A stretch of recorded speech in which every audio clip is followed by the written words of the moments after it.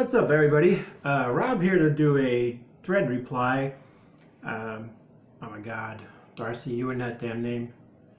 Darcy, 6 String 9 Lives channel. He put up a thread today called Show and Tell. Basically, it's 4 bands, and you show 2 albums by the band that you like. I don't know if it's meant to be obscure stuff or stuff you don't see throughout the BC, MC, Blasty, CC that much. I'm probably going to have some obscure shit to most of you guys, so that's fine. Some of it not so much. This is all stuff, in my opinion, if you like any kind of hard rock, metal, you would like all this. So anyway, I'm going to get into this real quick. I'm doing a lot of shit today, so whatever.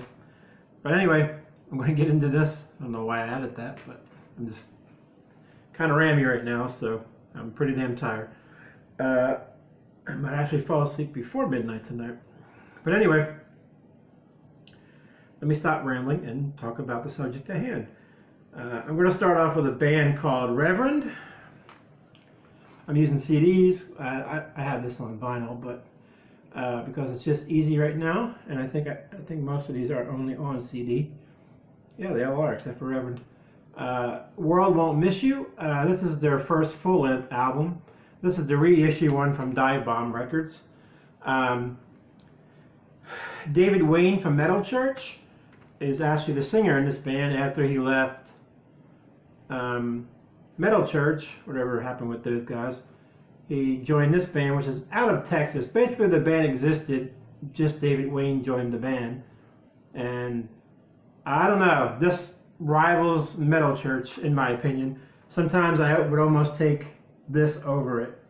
And this is the first full-length album. They actually have an EP out before this. And then they have a live album out. But there's some live tracks on here from, no, these are just bonus tracks. But even the bonus tracks on this thing are good. Like I said, this is the reissue. You can still get them at Dive Bomb Records. Well worth the purchase. These sound great. That's their first full length. Their second full length, which is actually my favorite album by the band, is Play God. One of the best songs ever is a song called Play God on here. I love that song. Very much like Watch the Children Pray. It's in that vein, but it gets heavier than that. I would say Reverend is at times really thrash. Like Metal Church is more power metal, speed metal-ish in my opinion. These guys get into thrash sometimes, and then they'll have a lot of the melody-driven stuff that Wayne can do as well. But this is the one with all the live tracks, and all the live tracks on here are really good too. But Play God, what's the other one? There's a bluesy sounding one in here. It's so killer. I think Death of Me is it. It's kind of a blues guitar driven song, and it's really different for a thrash band or a power metal band or a speed metal band, but it really kicks ass. So Reverend, if you're a thrash fan, power metal, speed metal fan, David Wayne, Metal Church, these are must-haves. Super tough on vinyl, super expensive. I've got this one on vinyl thanks to Julian Lopez. He actually sent me VCLT with that, which blew me away. So Reverend, definitely check out Reverend. Next is a crazy band. Out of California, don't know where at, probably Los Angeles. Been around for a few years. Their look does not describe their sound. So when you see their look, they look like Poison on drag, but they are heavy metal. I mean, they've got influences from all kinds of music. The guitar player is phenomenal. Both guitar players are phenomenal.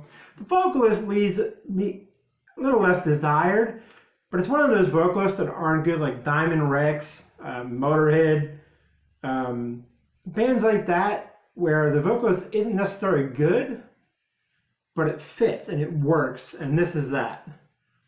And this is their first album, their debut album, only on CD, unfortunately. Oh, I'm sorry, the band's called Salems Lott with 2 T's. This is really hard to get a hold of. And then their second album came out, was it this year or last year? I can't remember. I think it might have been this year. If this is this year, I gotta go redo my... I'm gonna have to look it up. I can't remember if it's this year or the very end of last year. But the CD came out this year, I know that. Salems Lott's second one, Mask of Morality. There's a bit more epicness to this one. It's got like a storyline behind it. And if you ever look up the videos, let me just see that shit, but again, they have that just crazy hair metal look to them. I don't think I can find just a plain old picture with the guys in it. If you look them up, you know what I mean. I mean, it just, they look nothing like they sound. They look like a second tier glam metal band, but they're not. They're heavy. They got really heavy moments. Melodic as well. So it's not complete, like, just over the top weird shit. It's the Fatal Attraction is probably my favorite song. That's the most 80s sounding song on here. The band's called Salems Lott. Only 2 albums I have out. This one's super hard to get a hold of.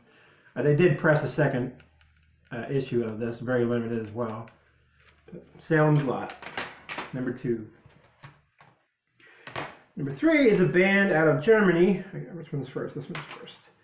Man, I don't know why it looks so dirty. A band called Beyond the Black. You guys know me. I love my female singers, or female fronted, female band. I love female singers. And her name is Jennifer Haben, whatever you want to call it, whatever her name is. But this girl has one of the most beautiful voices ever.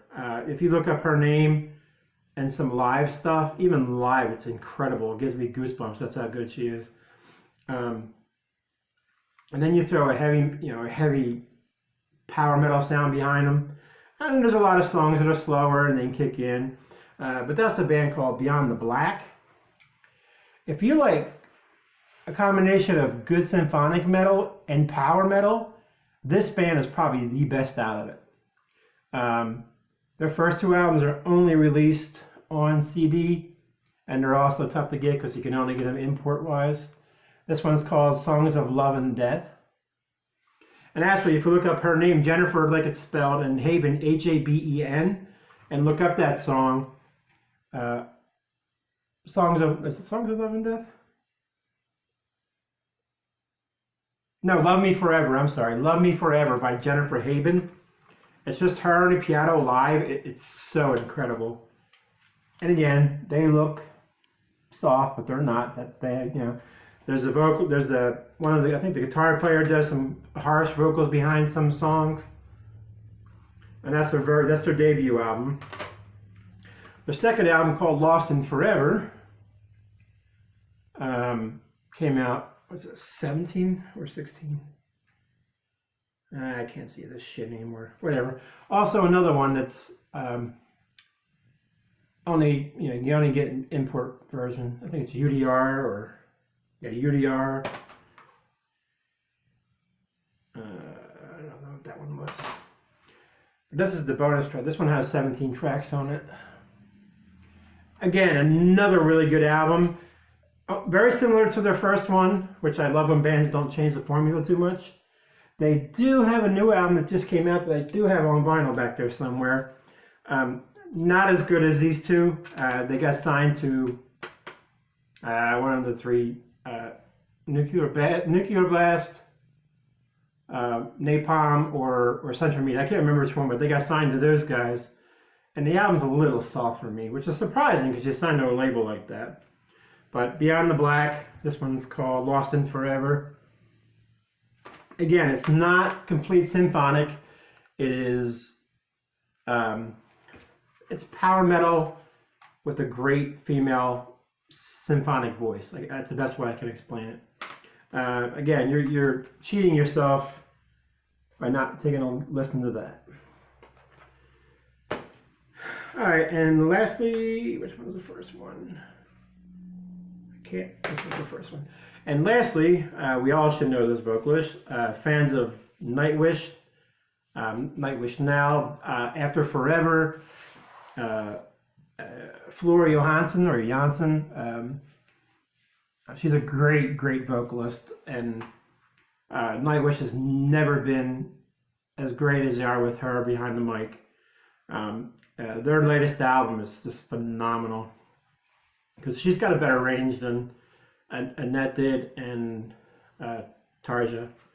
Anyway, the band's called Revamp, and this is power metal.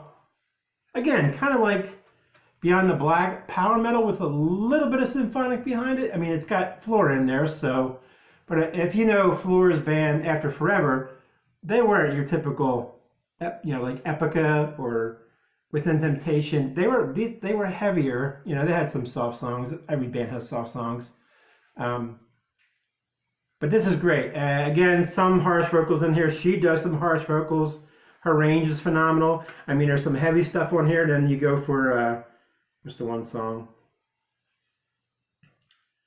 I Lost Myself with nothing but her and piano.